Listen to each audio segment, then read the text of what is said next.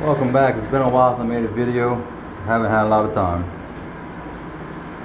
Today I had off of work. I figured I'm gonna handle electrical. Well, it's hot in here. It's in the upper 80s in Louisiana. It's been clouds all day and very humid. So I figured an air conditioner would help, but it's not helping. I'm insulated very well. I do have a lot of windows, a lot of heat loss. This is an 8,000 BTU portable unit. Normally works really well. It's only getting down to 78. The thermostat is up here. It's been running for 2 hours now. If I get down here, it is very cool. Anywhere below waist height in here feels nice. Above, it's still in the 80s. I've seen other videos where people installed air conditioners on the floor in little campers and cargo trailers, and they all have the same complaint. Above the waist is stuffy and hot, below the waist is cool, because of course hot air rises. Being on foam, I've got nowhere for air to exit. If I try to open my door, it's like a vacuum. The air conditioner sucks it back closed.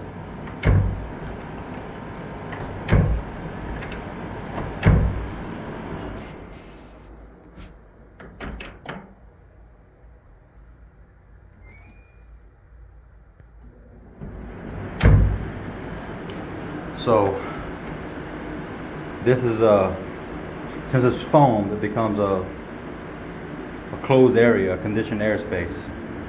We do attics a lot like this.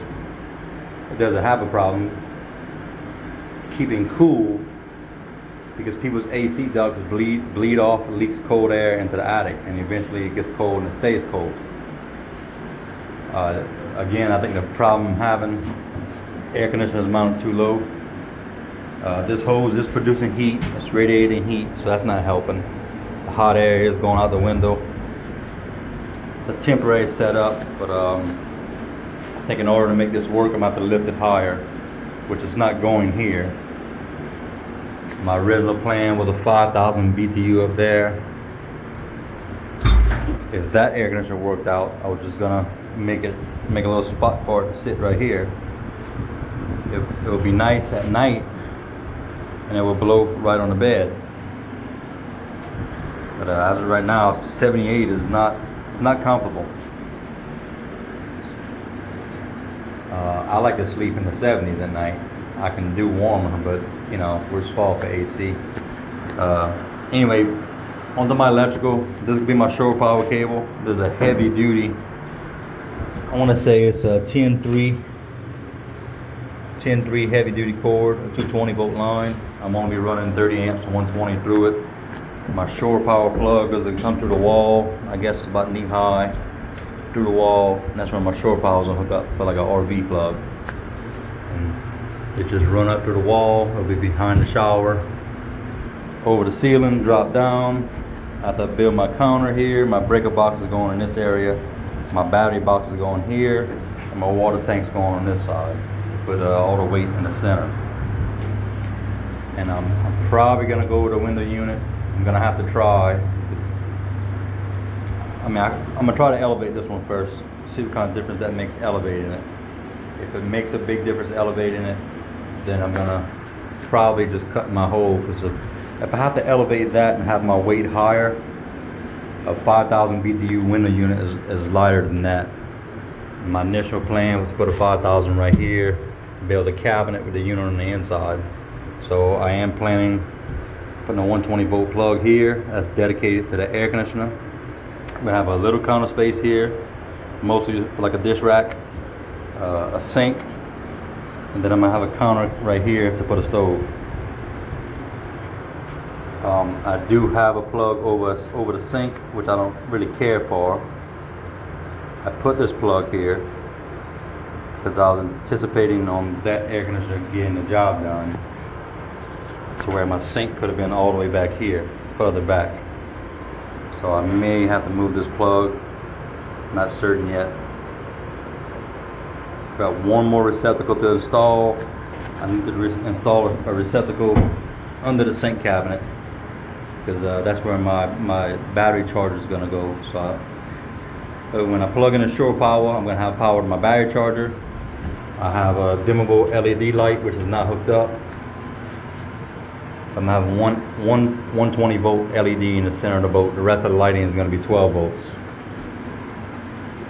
And that plug is just there because it's there. I mean, I probably didn't need a plug there, but I was planning on, if I put the AC here, I could use that plug to run the AC. But again, I'm probably not going to be using that AC. As I stated, I'm insulated very well. I do have a lot of windows, a lot of heat loss. These windows are probably R1 to R2 if that. If I covered the windows, it would help with the AC, but I still have the problem with the hot air up here has nowhere to go. The AC is not drawing in that hot air. Hot air rises, as we all know, and it just stays up here. The intakes are low, so from waist high on down, it feels nice in here. But when you stand up, your top half starts sweating. And I've mentioned in a previous video, I'm gonna mess up with my door frame. I need to undo my sealant and bring this half of the frame down about 3/8 of an inch. Don't ask me how I managed to do that, but I did that. And I already put the butyl tape, doors secured, and that's not gonna be fun to remove that door and adjust the frame by myself. Still haven't decided on the shower. I laid out the shower, you can kind of see. So where to build my own bathroom. This is gonna be my doorway. A cassette toilet here, and that's a shower pan. So 32 by 24 shower pan, and I'll have a 32 by 25 inch area just for a toilet and a changing area. And that would still leave enough room for my futon with about a foot extra. But I did find a 32 by 32 complete shower stall kit that would come up to about right here. It'll be a 32 by 32. That would be a shower stall, and the cassette toilet will go in there, and will give me more room here. So when you want to take a shower, you pull the cassette toilet out, take your shower. If you want to use the toilet, well, of course it's going to be in the shower. Still not sure which route I'm going with the shower, but it is getting a shower. Either way, it's getting a shower, and I'm going to have room for the toilet. Yeah, today I want to focus on electrical, and I was hot in here, it was cooking, there's no breeze, and you can see it's cloudy outside. And so we're in the mid to upper 80s today, and it was just miserable in here. No breeze, so opening the windows done nothing for me. So I'm gonna finish my 120 volt. I've got one more receptacle to add. Once I finish the 120, I'm gonna work on the 12 volt system, which means I need to bring the console temporarily back in here with my control panel. Do my measurements of my batteries. I plan on having 2 house batteries and one engine battery, but I'm probably gonna run the engine battery in here, and I have a battery isolator kit that's capable of charging 2 batteries. So whenever my engine start battery is full, the alternator power from the engine is going to transfer over to my 2 house batteries.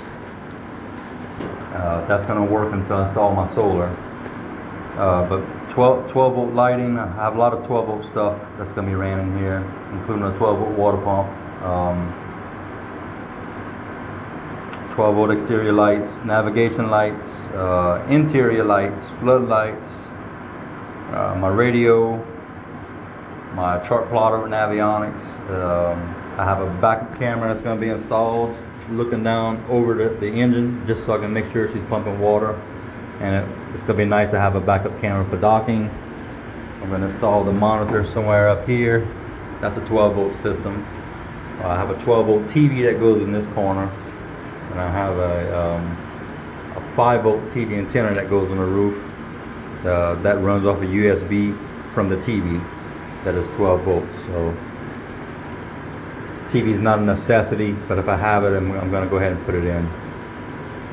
So I've got my 120 side is little wiring. My 12 volt side is going to be a lot of wiring. Yes, I am using extension cord for wiring. I've done on plenty of projects in the past. This is orange extension cord. It's a 12-3, 30 amp rated cord. I bought about 40 foot of it. That's what I'm using for my 120s. And then for my lighting, very low amp draws, the old extension cord I had. This is actually a 14-3. 14-3. My center light is brand new, off of a ceiling fan that didn't get used. So that's the light I'm going to be installing in the center. Now the rest of the lights will be 12 volts. I have some RV style lights with a, I guess I'll put one right here, so it's a little slide switch, 12 volt LED. One here, maybe one back here. And I may shop for a different light to put in the bathroom. I also have a powered vent fan, 14 by 14, that goes on the roof over the shower. It's going over the bathroom.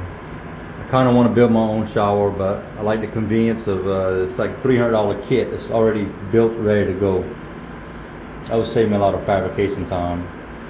But I think I'd rather just build my own. It won't be as lightweight.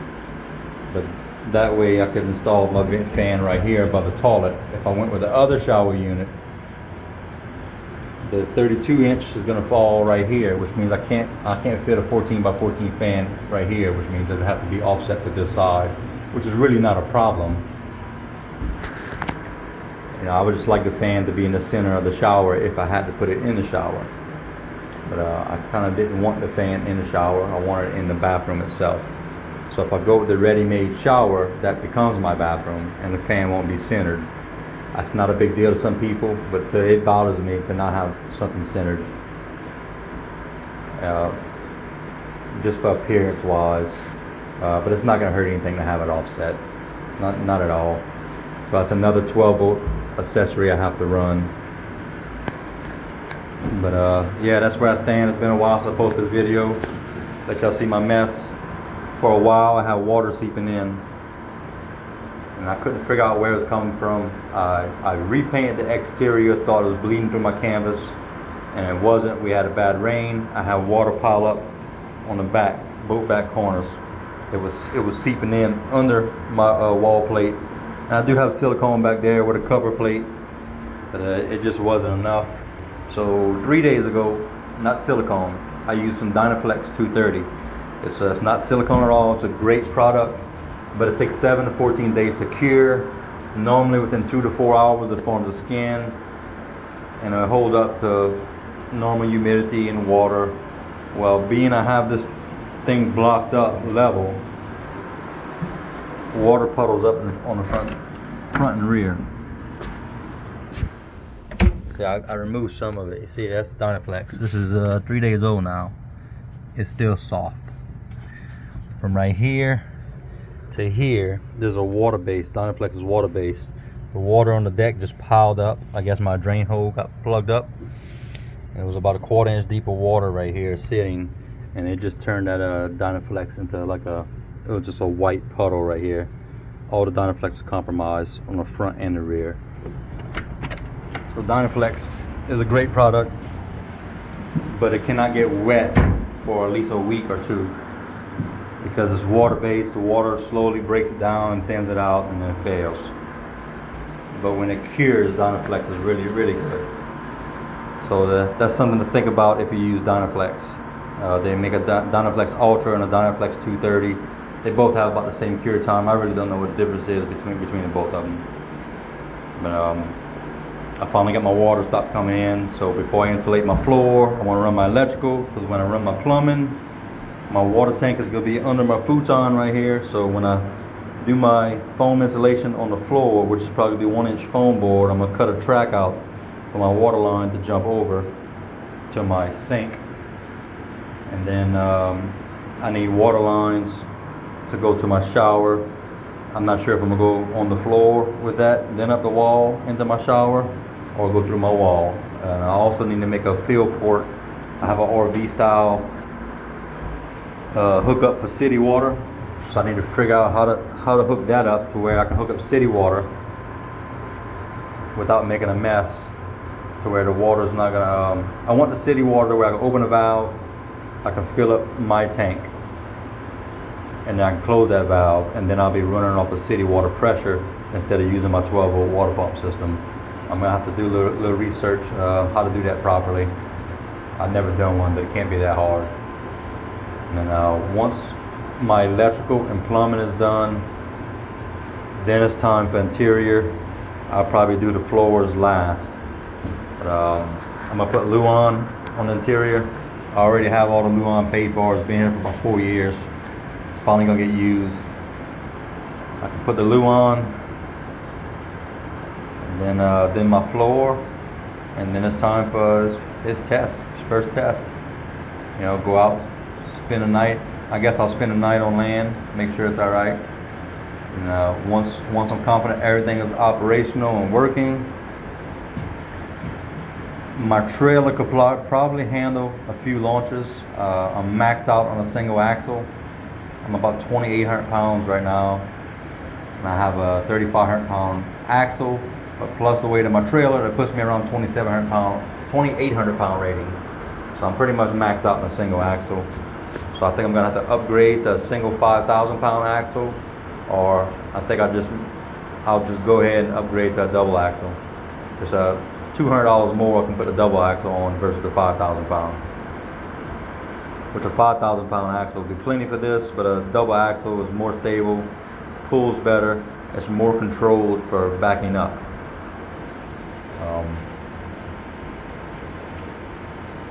Overall, I'm still happy with the way everything's turning out. I've just got a lot to do, not enough time to do it. But I'm trying my best to tackle this. I'm gonna hook up the breaker box today. I may cut my penetration, put the shore power plug, and see if my cable reaches.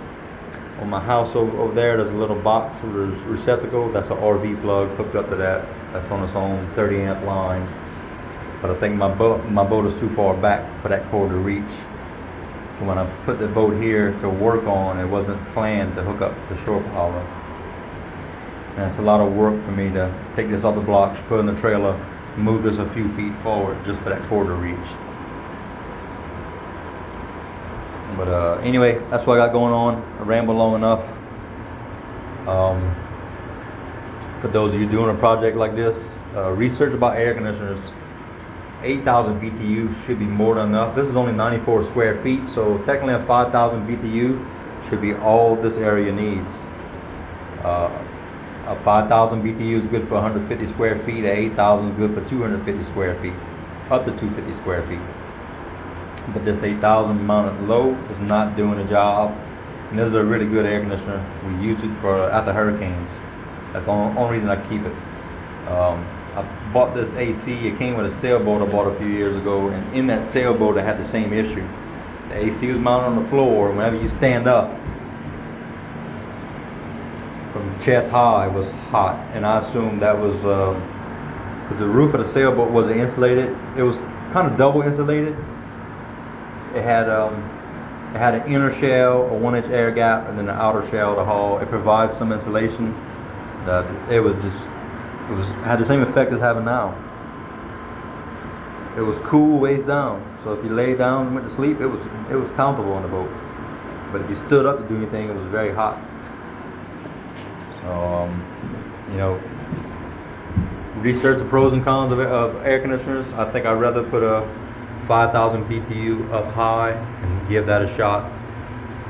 My whole size, I'm gonna build it to fit an 8,000. The 8,000 would just fit in here. I believe I got 23 inches across by 13.25 up high.